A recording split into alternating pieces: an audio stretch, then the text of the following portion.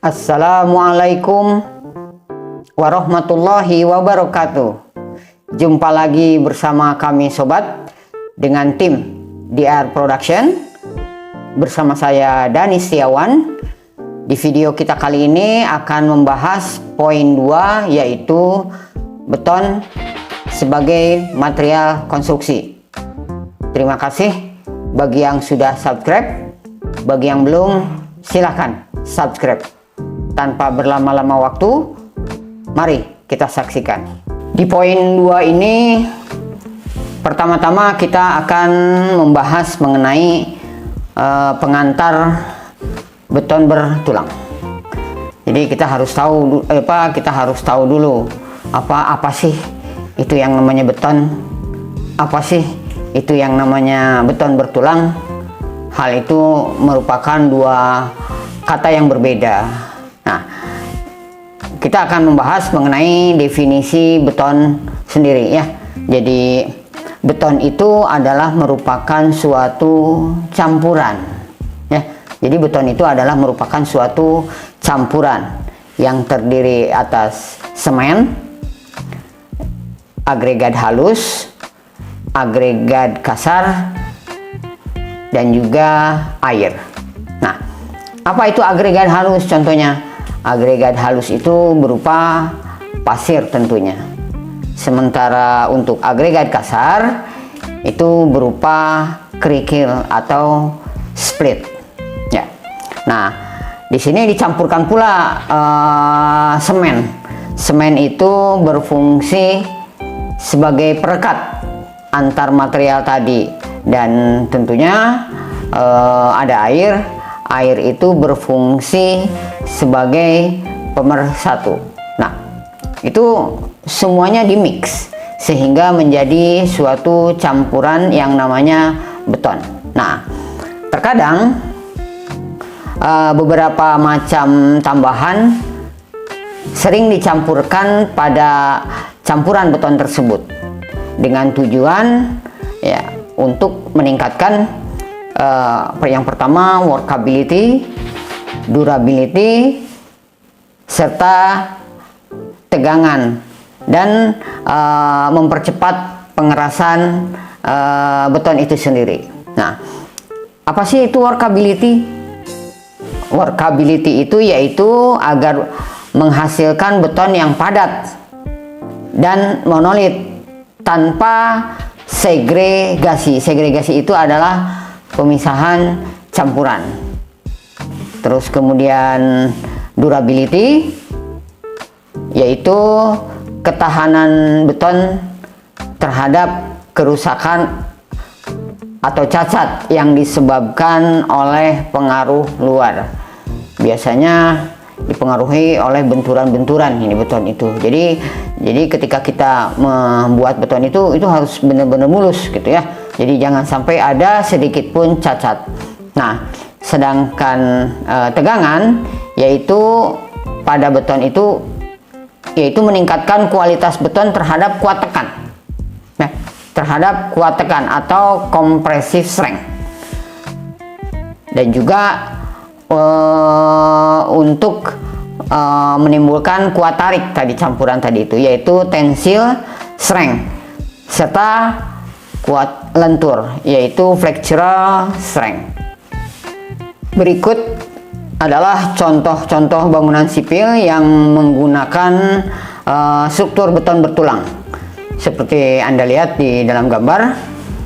Yang pertama, beton itu bisa dipakai untuk struktur gedung ya. Yang kedua, bisa juga dipakai sebagai jembatan balok ya, seperti tampak pada gambar. Terus kemudian ada yang namanya bangunan dermaga, itu bisa juga digunakan untuk area-area basah beton bertulang itu ya. Terus kemudian yang keempat, itu ada bangunan irigasi. Terus kemudian biasa dipakai juga beton bertulang pada dinding penahan tanah. Nah, selain bangunan-bangunan, bisa juga struktur beton bertulang ini sebagai perkerasan jalan. Jadi tidak hanya aspal saja yang digunakan sebagai perkerasan jalan, tapi beton bertulang pun bisa. Yaitu nanti Anda pelajari di struktur jalan raya yang namanya itu adalah perkerasan kaku. Berikutnya adalah mari kita pelajari lebih seksama mengenai struktur beton bertulang pada gedung. Ya. Nah, ini tampak seperti pada gambar, ada kelihatan utuh elemen-elemen struktur beton bertulang pada gedung. Yang pertama ada pondasi di situ, terus kemudian naik ke atas ada kolom, terus kemudian ada balok, ada plat tangga, terus kemudian ada plat lantai dan sebagainya. Nah, mari kita bahas satu persatu. Di sini yang pertama ada plat lantai. Plat lantai itu adalah elemen horizontal ya, yang berfungsi untuk menyalurkan beban-beban, baik beban mati, beban hidup pada plat tersebut ya. Jadi bebannya itu pada plat lantai itu adalah beban vertikal ya, beban vertikal di sini. Nah, terus kemudian yang kedua ada elemen balok. Nah, berfungsi menyalurkan beban yang berasal dari plat, karena plat lantai itu dia duduk pada balok ya. Nah, pada umumnya balok dan plat itu secara pelaksanaan dicor secara bersamaan agar diperoleh kekakuan yang tinggi. Tapi ada alternatif lain, plat tidak dicor bersama-sama dengan balok. Dia menggunakan sistem lain, yaitu pada plat lantai ada sistem menggunakan plat decking atau bondek istilahnya kalau trennya di lapangan. Yang kedua ada yang menggunakan plat HCS, yaitu plat yang sudah dicor dari pabrik, strengthnya sudah diperhitungkan, ledutannya sudah diperhitungkan, dan di lapangan itu tinggal memasang saja ya. Terus kemudian yang ketiga ada yang namanya kolom. Jadi kolom ini merupakan elemen penting yang memikul beban dari balok dan plat. Nah, kolom itu sendiri sebetulnya dapat memikul beban aksial saja, namun lebih sering memikul beban kombinasi antara aksial dan momen. Nah, nanti bagaimana perilakunya kita akan pelajari satu persatu. Terus kemudian ada yang disebut dengan rangka. Nah, rangka ini adalah merupakan suatu sudah perpaduan antara kolom, balok, dan plat lantai. Itu disebut sebagai rangka ya, yaitu gabungan. Nah, di sini kan dijelaskan yaitu rangka itu yaitu gabungan antara elemen balok dan kolom sehingga akan membentuk suatu sistem struktur rangka. Nah, hal ini dapat merupakan struktur statis tertentu maupun struktur statis tak tentu. Nah, yang bagaimana struktur statis tak tentu maupun struktur statis tertentu itu lebih detail lagi dipelajari pada analisa struktur. Nah, yang kelima itu ada yang namanya dinding beton.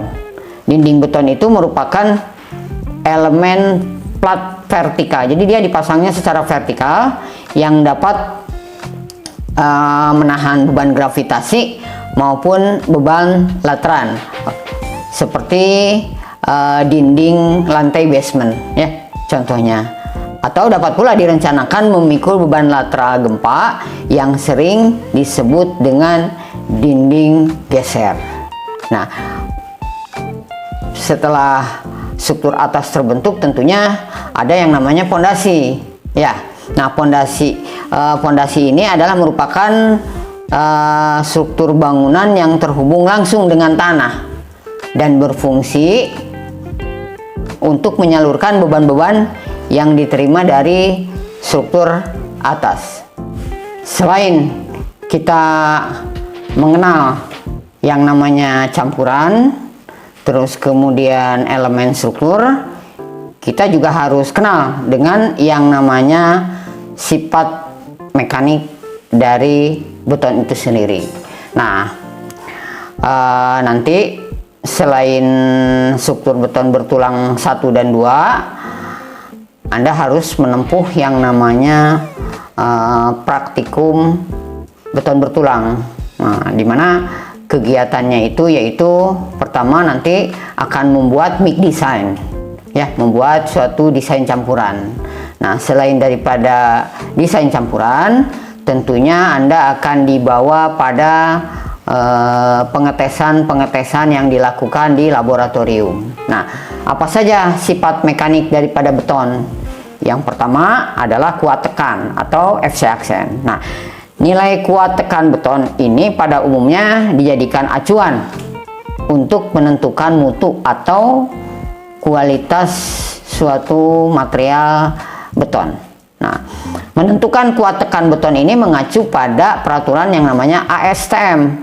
Ya, sekarang itu berlaku ASTM 39. Nah, nanti dia di laboratorium itu Anda akan membuat yang namanya benda uji. Benda uji itu berukuran 15 kali 15 kali 15. Nah, ininya apa, untuk benda ujinya itu biasanya membuat 4 contoh, yaitu si beton kubus itu hasil redaman yang pertama adanya 7 hari, 14 hari, 21 hari, dan 24 hari. Nah, itu semua nanti di tes semua benda uji tersebut, ya. Nanti lebih lanjutnya adalah pada saat Anda praktikum. Nah, ini adalah ditampilkan beberapa kegagalan-kegagalan yang terjadi pada benda uji. Berikutnya ada yang namanya kuat tarik, ya. Kuat tarik itu jadi si beton itu merupakan material yang bersifat getas dan tidak memikul tegangan tarik yang besar. Nah, sama juga mengacu kepada ASTM juga. Nah, berikutnya adalah kuat lentur, di mana beton tersebut nanti diuji, benda ujinya itu adalah berukuran 15 kali 15 kali 60, ya. Terus kemudian diberikan beban vertikal terhadap balok yang disimpan di kedua tumpuan, ya. Nah, ini adalah persamaan-persamaan nanti untuk ininya apa, besaran-besaran baik FC besaran-besaran pada kuat lentur. Nah, berikutnya adalah sifat mekanis daripada beton itu, dia mempunyai sifat mempunyai modulus elastisitas, ya. Modulus elastisitas beton. Nah, modulus elastisitas beton karena FC aksennya bervariatif, mulai dari FC aksen 25 MPa sampai dengan 35 MPa, maka nilai elastisitasnya itu akan berbeda-beda. Nah, nilai elastisitasnya itu bisa dihitung melalui persamaan 4700 akar FC aksen. Nah, selain daripada modulus elastisitas beton, nah, beton juga dia mempunyai gamma atau berat jenisnya. Nah, biasanya berat jenis untuk beton normal itu bernilai 2400 kg per meter kubik. Nah, ini ditampilkan pada gambar nilai-nilai variatif FC aksen yang biasa digunakan di lapangan. Jadi mulai FC aksen di sini 20 sampai 35 itu biasanya nih. Dan nilai EC-nya tentunya bisa dihitung tadi dengan persamaan 4700 kali akar FC aksen. Nah, selain daripada beton bertulang, jadi sifat material dari sifat material beton itu juga dia pada tulangan baja yang biasa dipakai. Jadi ada dua sebetulnya, ada baja polos dan baja deform. Baja polos itu nilai tegangannya adalah 240 MPa, dan untuk yang deform itu di angka antara 400 sampai 420 MPa ya. Nah, pada beton bertulang itu selain dia memiliki sifat mekanik, juga beton tersebut memiliki sifat susut dan rangkak.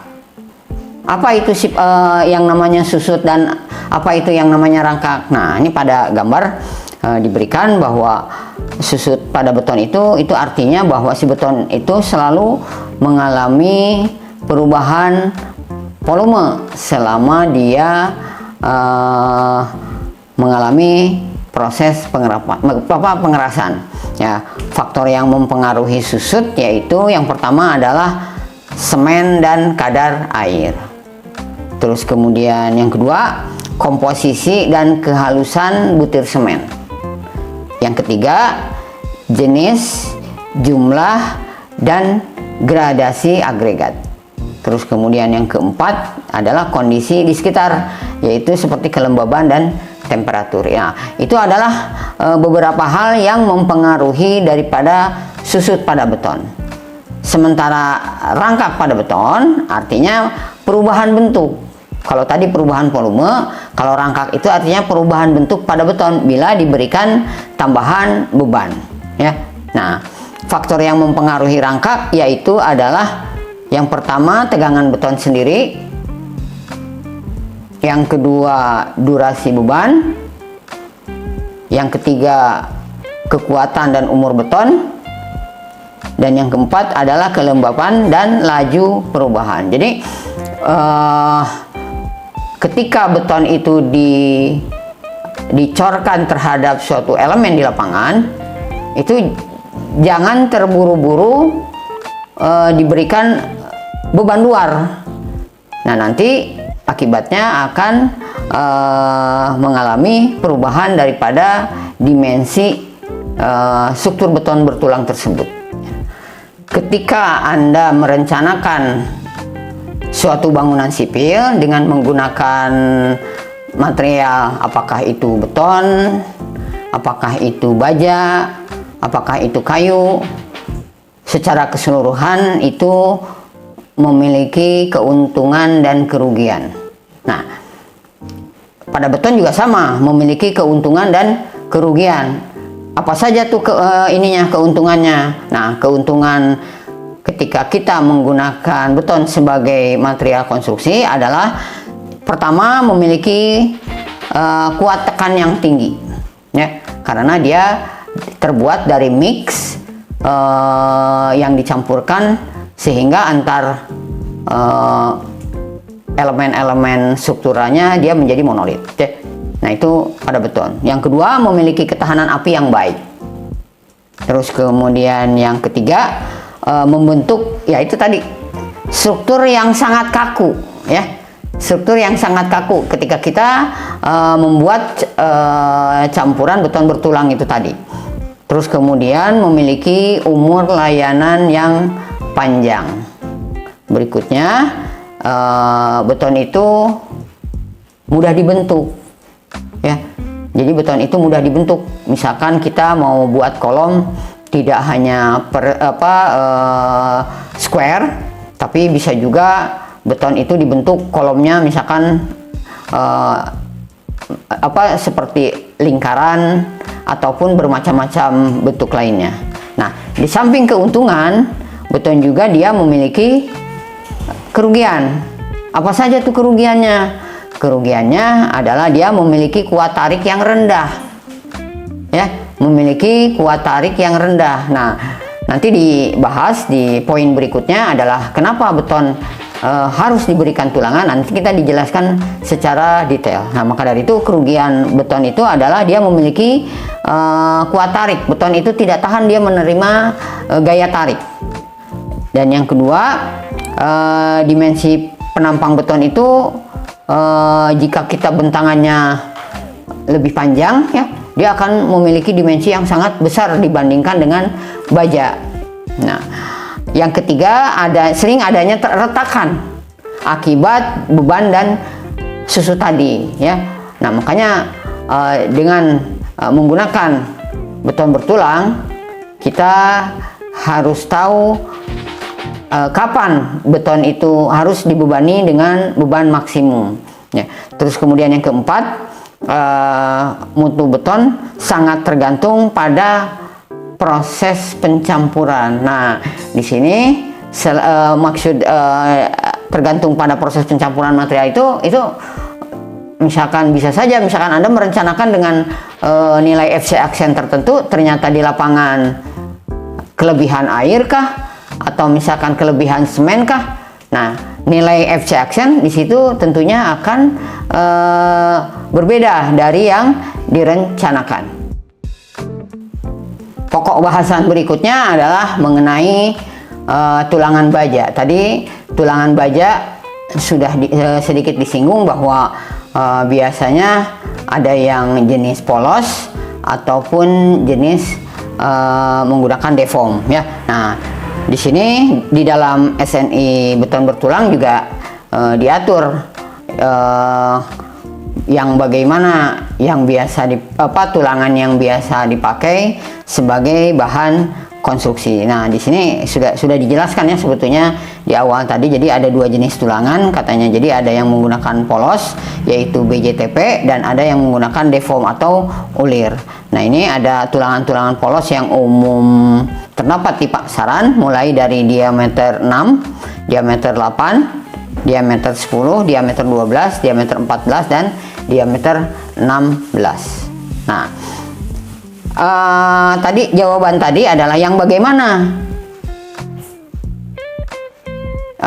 tulangan yang biasa dipakai untuk konstruksi. Nah, ini di dalam peraturan dia menetapkan. Jadi ketika kita baja itu diuji dengan uji tarik, jadi si baja itu dia harus bernilai memiliki berat jenisnya adalah 7850 kg per meter kubik. Terus kemudian harus memiliki modulus elastisitas 200.000 MPa. Terus kemudian modulus gesernya adalah 80.000 MPa. Rasio Poissonnya adalah 0,3 dan koefisien mulai panjangnya adalah 12 kali 10 pangkat minus 6 per derajat Celcius. Nah, jadi ketika Anda misalkan nanti menguji tulangan di lab, nilai-nilainya berbeda dengan yang telah ditetapkan tadi, itu tulangan tersebut tidak bisa dipakai sebagai bahan konstruksi. Nah, jadi nilai-nilai inilah yang menjadi ketetapan bahwa tulangan bisa dijadikan sebagai material konstruksi. Nah, jadi ketika kita menguji tulangan tersebut, nah ini ada grafik. Nah, grafiknya itu ini seperti yang tertera di gambar, ya. Nah, berikut adalah foto contoh tulangan yang ada di pasaran. Yang sebelah kiri itu adalah tulangan deform atau ulir, dan yang kedua adalah tulangan wire mesh. Wire mesh ini sudah dirakit dari pabrik yang berjarak kurang lebih 150 mili kali 150 mili, ya, jaraknya. Dan tulangan wire mesh ini biasanya cocok untuk dipakai untuk plat lantai. Jadi tidak usah merakitnya kembali, itu tinggal dipasang, tinggal diikat satu dengan yang lainnya, terus kemudian dicor. Jadi lebih cepat gitu ya. Nah, berikutnya ini adalah tulangan deform yang biasa dipakai di lapangan, ya, mulai dari deform 10 sampai deform 36. Nah, ini adalah mutu-mutu F-yield-nya, ya, yang biasa dipakai di lapangan. Nah, nanti di akhir struktur beton bertulang 1 dan 2 diharapkan Anda bisa membuat yang pertama analisa struktur beton bertulang, dan yang kedua bisa membuat sketsa tulangan pada struktur beton tersebut. Demikian penayangan video kita kali ini. Semoga bermanfaat. Sampai jumpa lagi pada penayangan video berikutnya. Wassalam.